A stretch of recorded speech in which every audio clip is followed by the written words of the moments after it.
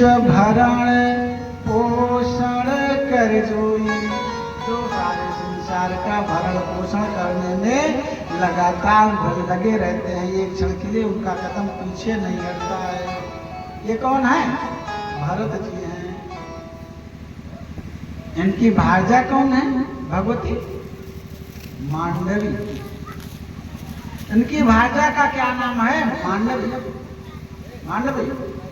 अरे भैया, जे सबके भरण पोषण में घरे में लाग रहे, वो घरे में मणि के समान रहा तो नहीं मांडवी जी हुए। उसको उसकी चाहत सबको होती है, चाहे कि दुष्टे हुए घरे मुँह होकर मान सम्मान कराते, क्योंकि उसका दोष नहीं देखता, उसके भरण पोषण में लगा रहता है। ये भरत जी जो सबका भरण पोषण करते हैं। धीरे धीरे बतला बच्चे, सभी भाई लोग धीरे धीरे बात करेंगे, कथा बिगड़ जाएगी, है ना? हाँ खैर डॉक्टर तो यहाँ ज्यादा, हाँ ध्यान पड़ गया, बार डॉक्टर ज्यादा भैया फिर इंजेक्शन लगावे लगा। आइए अपनी कथा देखिए।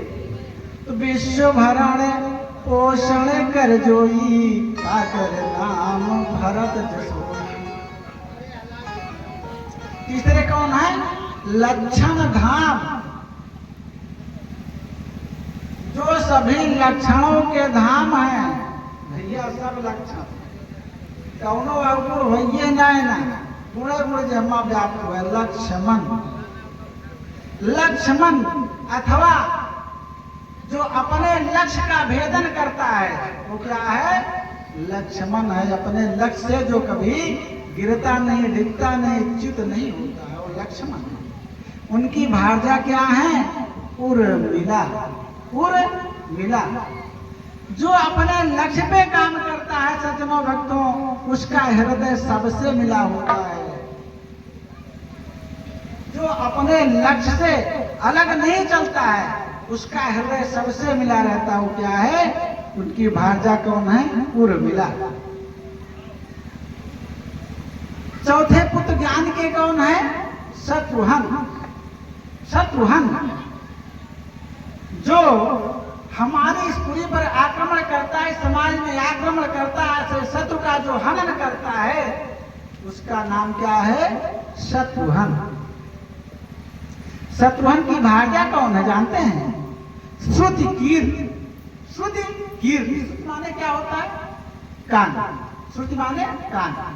श्रुति माने वेदों बोल रही नहीं तो कहा पंडित जी हम तो कहूँ को दूसरा सुने रहे, पंडित को दूसरा बताए रहे, यहाँ आपको दूसरा बताओ जाएंगे। सबका नाम अनेक अर्थ। चलिए, तो कीर्ति माने क्या हुआ? जस। उसका जस कानों के द्वारा सुनाई देता है। उसका जस कानों के द्वारा सुनाई देता है, जो शत्रुओं का दमन करता है। ज्ञान के भैया ये नहीं 4 पुत्र होंगे, ये नहीं के ज्ञान के ये नहीं 4 पुत्र होंगे। अब बताए दें अयोध्या कहाँ बा? अयोध्या कहाँ है? यही लिए बताएं, साधन धाम मोक्ष कर द्वारा। इतना बढ़िया साधन मिला, इतना बढ़िया धाम मिला, इतना बढ़िया मोक्ष के द्वार मिल गया, तब वो ये के कदर ही ना के 5 दिन ते तरसा थे करेगा। पाइन जो पर लोक सुधारा, एक पाई के जे अपन परलोक नाय बना ले, वह जीव, वह आदमी, वह मनई है संसार में बाबा कहीं अधम आए। अधम माने बेकार आए। कैसे? साधन माने सीढ़ी जाना, ऊपर उतरे जाए के सीढ़ी आए। जैसे छत पर सीढ़ी लगाए लिया तो वह सीढ़ी पकड़ के चाहे ऊपर चला जा और चाहे तरे नरक में चला जा, चाहे नीचे नरक में चला जा तो चाहे भैया ऊपर स्वर्ग में चला जा। इतना बढ़िया परमात्मा साधन दिए हैं। पाइन जो पर लोक सुधारा, ये इतना बढ़िया साधन है। तो इस संसार है भैया, इस संसार में इतना बढ़िया साधन मिले के बादों में अगर हम उसका उपयोग ना किया, उपयोग कर डाले तो क्या हुआ?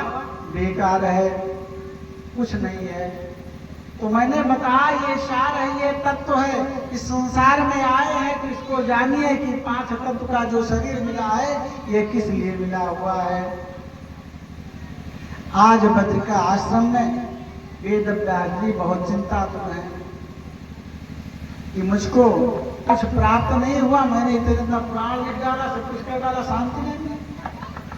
तो नारद बाबा ने बता दिया, नारद बाबा ने बता दिया कि ये वेद व्यास जी, इस संसार में जो तत्व है जिसके लिए सारे प्राणी परेशान है, उनका लीला चरित्र आप कहिए, उनका गुणानुवाद कीजिए, आपको शांति मिल जाएगी। तो वहाँ जो है वेद व्यास जी ने इस महाभागवत पुराण की रचना किया।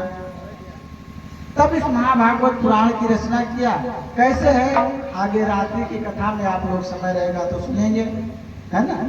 अब यहीं पर हम वाणी को विराम नहीं कीजिए, क्योंकि समय पूरा हो चुका है, आरती का समय हो गया है।